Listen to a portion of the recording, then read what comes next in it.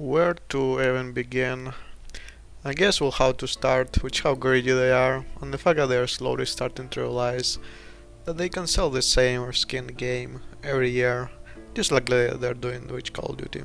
After all, they are the same company, Activision Blizzard, and all that.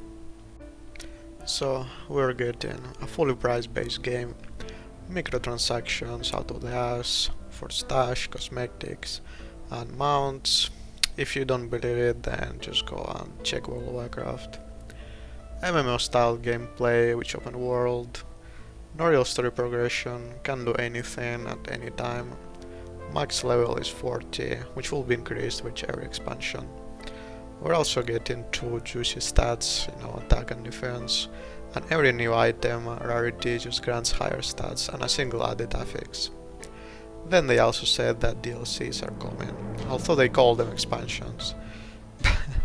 But considering this is Diablo 3.5, I will call them DLCs. Looking at all of this, you can see that the mounts are basically there for the sake of microtransactions. It wouldn't even surprise me that they were included into the game just for the sake of microtransactions, and now they're selling them as some kind of innovation. I'm sure that they would have included mounts in Diablo 3 as well if they didn't have the real money action house, the one that turned out to be such a great idea. Another detrimental change that could have happened for the sake of microtransactions is the MMO world. Think about it. If you buy something that's shiny, usually you'll want to show it off. And what best way to do it than force your way into someone else's screen, right? With this new MMO-like mod, Blizzard guarantees that everyone can show off their new shiny mounts and gear and anything they bought from the store with real money that otherwise you cannot obtain. It is absolutely insane how everyone supports microtransactions just because the publisher is saying that they need them to keep the game alive. That's a fucking lie. If you really needed the microtransactions to keep games alive, then we wouldn't have ended with so many video game company behemoths before microtransactions were even a thing.